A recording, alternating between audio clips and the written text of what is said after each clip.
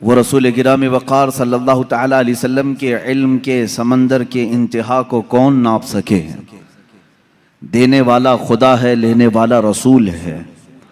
अल्लाह के बहुत सारे राज़ों में से एक राज इल्म गैब मुस्तफ़ा भी है। रसूल करीम सल्लल्लाहु तआला अलैहि वसल्लम को कितना इल्म अता हुआ, कितना गैब जानते थे, ये उम्मत का बहस का मौजू नहीं है। बस हमें इतना ही यकीन रख लेना चाहिए जो बरेली के इमाम ने हमें यूँ सिखाया है कि सरे अर्श पर है तेरी गुज़र, दिल फर्श पर है तेरी नज़र। या रसूल अल्लाह, सरे अर्श पर है तेरी गुज़र, दिल फर्श पर है तेरी नज़र। मलकूत व मुल्क में नहीं कोई शय वो जो तुझ पे आया नहीं। हुजूर अकरम सल्लल्लाहु तआला अलैहि वसल्लम के दरबार में आपकी निगाहे असर में कौन सी ऐसी चीज़ है जो मख्फी है, जो छुपी हुई है। और कोई गैब क्या तुमसे निहा हो भला। निहा कहते हैं छुपी हुई चीज़ को, पोशीदा। और कोई गैब क्या तुमसे निहा हो भला, जब ना खुदा ही छुपा तुम पे करोड़ों दुरूद। रसूल गिरामी वक़ार सल्लल्लाहु तआला अलैहि वसल्लम को अल्लाह ताला ने जो मौजज़े अता किए, उन मौजज़ात में से एक अजीम मौजज़ा आपका इल्म गैब भी है।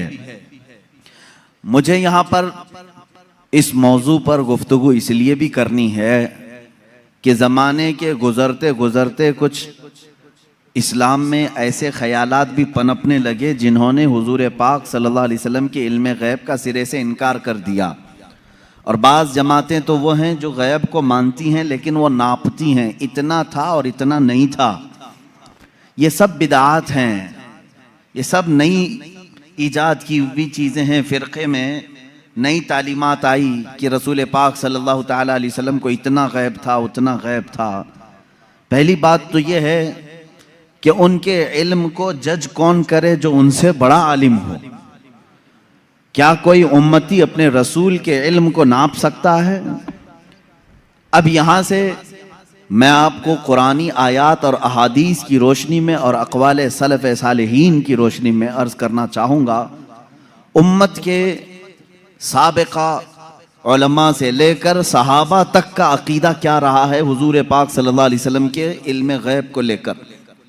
और आज अगर ये हमारे ज़माने में फितने का बाइस बन गया, आपस में झगड़े और निज़ा और जंगो जदाल का बाइस बन गया, तो ये समझने की ज़रूरत है कि ये मसला निकला कहाँ से है। जबकि सहाबा में इस बात पर किसी का इख्तिलाफ नहीं था कि हुजूर को इल्म गैब था कि नहीं था।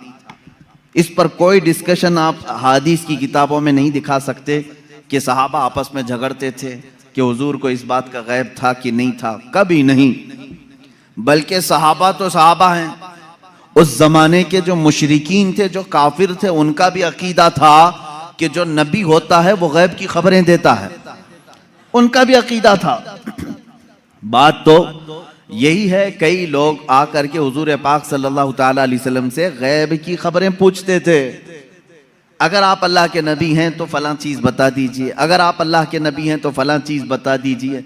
तो उनका हुजूर के पास आकर के इस तरह सवाल करना, ये इस बात की दलील है कि काफिरों का भी अकीदा था कि नबी गैब की खबरें जानता है।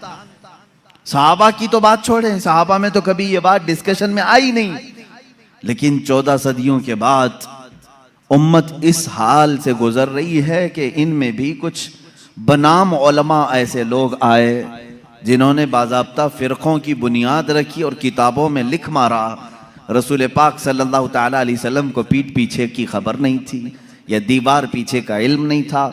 ये वो बातें हैं जो 1400 साल के बाद बाज़ मौलवी कहलाने वाले हजरात ने लिख दिया या गढ़ लिया और उम्मत को इसी बात पर परेशान कर दिया, जमातें पैदा हो गई। लेकिन मेरे अजीज़ों, हम जो आज तक अकीदे पर हैं, अल्हम्दुलिल्लाह ये वही है जो 14 सदियां पहले सहाबा का अकीदा था। वो अपने नबी कौनैन सल्लल्लाहु तआला अलैहि वसल्लम के मुतालिक क्या अकीदा रखते थे, कुरानी आयात भी इस बात की शाहिद हैं। चंद इनके जो एतराज़ात हैं, मैं आज पूरी इल्मी गुफ्तगू आपसे करूँगा, थोड़ा जहन को तैयार रखें, दलाइल को भी समझें।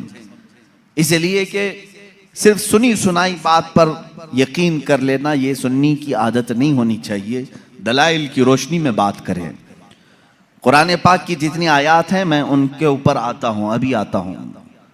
लेकिन सहाबा का पहले अकीदा क्या है ये तो मैं बता दूं।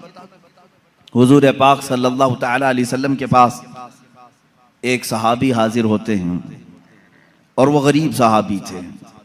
वो घर से ये सोच करके निकलते हैं उनकी वालिदैन का इंतकाल हो चुका था और गुर्बत बहुत ज़्यादा थी, तंगदस्ती थी।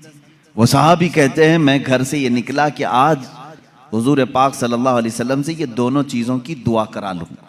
मेरे माँ बाप की मगफिरत की दुआ हो जाए, मेरे माल में बरकत की दुआ हो जाए। वो आए मस्जिद नबवी शरीफ में, लेकिन मामला ऐसा था कि असर के बाद बड़े बड़े सहाबा हुजूर पाक सल्लल्लाहु अलैहि वसल्लम को घेर कर बैठे हुए थे। इनको जाने का मौका ही नहीं मिला और ये कहते हैं मेरी हिम्मत नहीं हो सकी सबसे आगे बढ़ कर के मैं अपना मुद्दा रखूं। मगरिब की अजान हो गई, मगरिब पढ़ाई रसूल करीम सल्लल्लाहु अलैहि वसल्लम ने, फिर जलसा हुआ, लेकिन फिर सहाबा घेर लिए।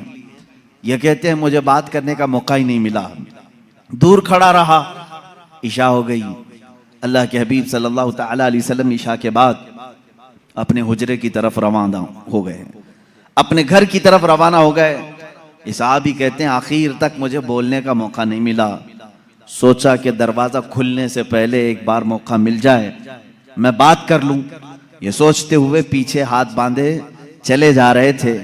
अल्लाह के नबी सल्लल्लाहु तआला अलैहि वसल्लम आगे आगे चल रहे हैं।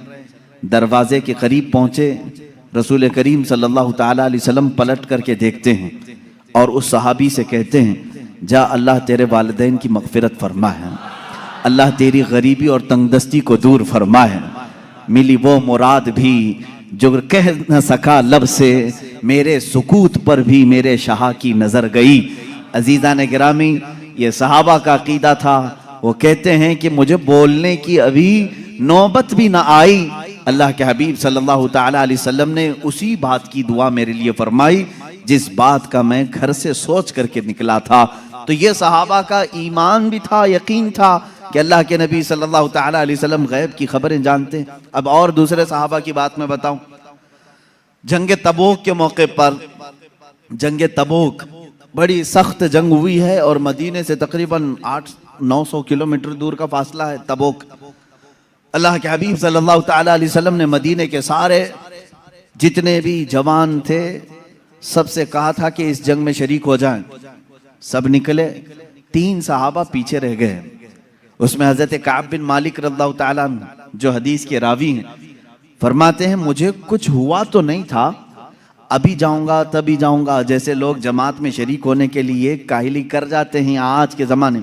मैं सहाबा को तमसील या तशबीह नहीं दे रहा, लेकिन वो सहाबी कहते हैं मेरे साथ ऐसा मामला हुआ कि कोई उज़्र नहीं था, लेकिन मैं सोचा कि अभी सुबह जाकर के जमात में मिल जाऊंगा।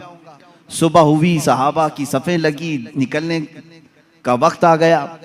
इन्होंने ये सोचा थोड़ा घर में आराम कर लेता हूँ, दोपहर तक मदीने के बाहर ही रहेंगे, जल्दी से जाकर के मिल लूंगा। वो जमात मदीने से बाहर भी चली गई। सोचते सोचते शाम हो गई और ये नहीं गए। इस तरह 3 सहाबा मदीने में रह गए और जंग तबूक में मेरे आका सल्लल्लाहु तआला अलैहि वसल्लम बनफ्से नफीस तशरीफ ले गए। जब जंग ख़त्म हुई, वहाँ से वापसी हुई, आने के फ़ौरन बाद अल्लाह के हबीब सल्लल्लाहु तआला अलैहि वसल्लम ने इन 3 को तलब किया। अब इनकी बातें सुने। हज़रत काब बिन मालिक हैं इसमें। ये कहते हैं अल्लाह के रसूल सल्लल्लाहु तआला अलैहि वसल्लम ने हमें बुलवाया और हुजूर की आदत करीमा थी, सबसे पहले पूछते थे कोई उज़्र था तुम्हारे पास, ना आने की कोई वजह थी। अब इस सहाबी की बात सुने, कहते मैं चाहता तो कुछ ना कुछ बात गढ़ लेता कि घर का काम काज आ गया था, बच्चे बीमार थे, जायदाद का मसला था, कुछ तो कह देता। हज़रत कैब कहते हैं, ये अल्फाज हैं उनके, मैं कुछ बहाना कर ले जाता, लेकिन उसके पास क्या बहाना करूं जो दिलों की हालात भी जानता है, जो दिलों की भी खबर रखता है। वो कहते हैं सहाबी रसूल कि मैं कह दिया कि अल्लाह के नबी आप बेहतर जानते हैं, उज़्र तो कुछ नहीं था, सुस्ती और काहिली ने मुझे दूर रखा। तीनों का यही मामला था। बहरहाल ये मामला अलग है, किसी दूसरे वक्त अर्ज करूं। ये लंबी हदीस है। हुजूर पाक सल्लल्लाहु ताला अलैहि वसल्लम ने उन तीनों सहाबा का बायकाट किया 40 दिन तक। फिर कुरान की आयत नाजिल हुई, उनकी तौबा कबूल हुई, फिर उनको माफ किया गया। लेकिन मुझे इससे बयान यही करना था, सहाबा का अकीदा ये है, वो ये कहते हैं हम चाहते तो बहाना कर लेते, लेकिन उनके पास क्या बहाना करें जो दिलों की भी जानते हैं। इसका मतलब ये है कि ये सहाबा उस तरह का अकीदा नहीं रखते थे जो आज के मुल्ला कहते हैं कि पीठ पीछे की खबर नहीं थी।